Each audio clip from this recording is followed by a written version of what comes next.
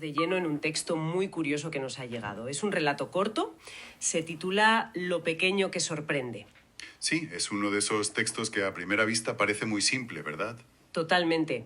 Te lo lees en nada, es una historia romántica, con un punto tierno, algo de humor, pero justo por eso nos interesa. Queremos desgranar cómo una historia así tan sencilla juega con nuestras expectativas. Claro. Y ver cómo usa una situación muy íntima, muy delicada, para lanzar un mensaje sobre el valor de la conexión emocional por encima de las apariencias. Y ahí está la clave, yo creo. Lo fascinante es esa sencillez, porque parece una anécdota, pero si rascas un poco te das cuenta de que en muy pocas líneas está tocando temas enormes. Como por ejemplo, Pues la presión social, la masculinidad, la vulnerabilidad en la pareja, la comunicación sin palabras.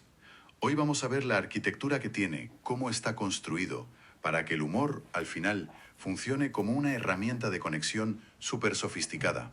me gusta eso de la arquitectura. Pues vamos a empezar por los cimientos, entonces. El relato arranca sentando las bases de la relación.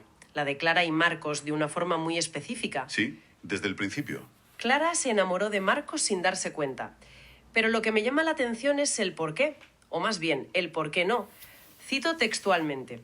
No fue ni por su altura, ni por su voz, ni siquiera por su forma de vestir. Es que empezar negando es potentísimo. ¿Qué te parece esa elección? Decir primero lo que no fue. Pues me parece una declaración de intenciones total. Es una forma de desarmar al lector, ¿sabes? De quitarle de la cabeza todos los prejuicios. Vivimos en una cultura de la imagen, del perfil perfecto, donde todo se basa en lo físico. Claro. Y el autor lo que hace es barrer todo eso de la mesa. Nos dice, olvidaos de los clichés, esta historia va de otra cosa. Al quitar los marcadores superficiales, te obliga a fijarte en lo que viene, que es lo importante de verdad. Es verdad, te coloca en otro lugar. Y justo después de decirnos lo que no es, nos da la razón real. Vuelvo a citar. Fue por cómo la escuchaba, por cómo la hacía reír cuando tenía un mal día y por la calma que sentía cuando él estaba cerca. Fíjate que no son atributos, son acciones. Son verbos.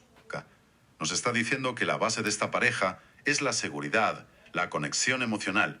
Y cuando llegue el problema, que sabemos que va a ser físico, la respuesta ya está en el ADN de la relación. O sea que el autor nos está dando las reglas del juego de esta historia desde el minuto 1. Exacto. Atención, porque el criterio para juzgar lo que viene ahora no es el que usáis siempre. Es este otro, el cuidado, la calma, la risa, y eso nos lleva, claro, al momento clave. Al momento de la verdad, sí. Cuando la teoría se pone a prueba. Y silencios cómplices. Es un espacio de vulnerabilidad. Sí.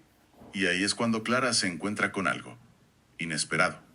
Su reacción es muy visual, muy de cine. Cito, su primera reacción fue abrir mucho los ojos y quedarse callada.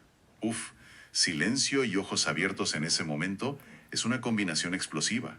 Es la definición de tensión. Sí, porque un silencio ahí puede ser de complicidad o de pánico, ¿no? Y aquí la balanza se va hacia el pánico, claro. Es un silencio de procesamiento. Algo no le cuadra. Ahí quería llegar. El texto es súper cuidadoso describiendo lo que ella siente. No dice rechazo, no dice decepción, usa las palabras confundida, incluso un poco asustada por lo desconocido. Y luego viene la frase que es el núcleo de todo. Su sorpresa venía porque no era lo que la sociedad le había enseñado a esperar. ¿Qué está pasando ahí dentro, en su cabeza? Pues está pasando un caso de libro de disonancia cognitiva. Es un choque brutal entre dos realidades. A ver, explícalo. Por un lado tiene la realidad emocional, la de verdad, la que siente con Marcos. La calma, el amor, eso ya está ahí. Pero por otro lado choca con la realidad cultural, un guión que ha aprendido durante años por las pelis, por la publicidad, por conversaciones. Ya, todo un bombardeo que te dice cómo tiene que ser la masculinidad en lo físico. Entonces su reacción no es contra él, es interna. Es la estática que se produce cuando su experiencia real choca con la expectativa impuesta. O sea que la lucha es suya. No está juzgando a Marcos, está luchando contra una idea que tiene ella misma. Precisamente. Y eso es lo que hace que el relato sea tan inteligente. El conflicto no es Clara contra Marcos, es la conexión de ellos dos contra una narrativa cultural tóxica. Su silencio es el sonido de un programa mental antiguo que se colapsa. Y la gran pregunta es, ¿qué va a ganar? ¿La conexión o el prejuicio? Y la respuesta a eso nos la da la reacción de Marcos, que a mí me parece la parte más brillante de toda la historia, de verdad. Es que es de manual. Ante el silencio de Clara, que para él es un momento de vulnerabilidad máxima, lo normal sería ponerse a la defensiva, o pedir perdón, o, no sé, intentar justificarse, llenar ese silencio. Claro, reaccionar con su propia inseguridad.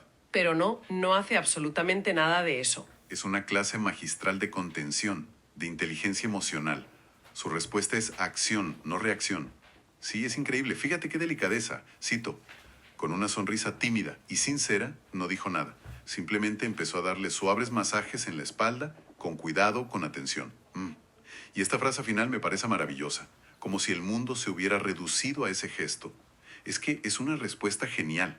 A ver, si él hubiera preguntado, ¿qué pasa?, la habría forzado a ella a verbalizar su confusión, y eso lo habría hecho todo 1000 veces más incómodo. Claro, la habría puesto en un aprieto. En cambio, su silencio y su acción comunican muchísimas cosas. Primero, seguridad. Su sonrisa es tímida, no es arrogante, pero tampoco pide perdón. Segundo, un cuidado infinito, le da espacio. Y tercero, paciencia, no la mete prisa. Es que, al hacer eso, cambia el foco por completo. Desactiva la atención no hablando del problema, sino reconectando en el lenguaje que ellos ya conocen, el del cuidado. Vuelve a los cimientos. Exacto. Le está diciendo sin palabras, no sé qué te pasa por la cabeza, pero aquí estoy yo, el mismo de siempre. Confía en esto, en lo nuestro, no en el ruido de fuera. Y el detalle de con cuidado, con atención, es crucial. No es un gesto para distraer, es un acto de presencia absoluta. Y el efecto en Clara es inmediato. Es la respuesta de ella la que confirma que la estrategia de Marcos ha sido perfecta. Respira hondo, se relaja y le dice, ya sonriendo, sigue que así me siento mejor y más viva.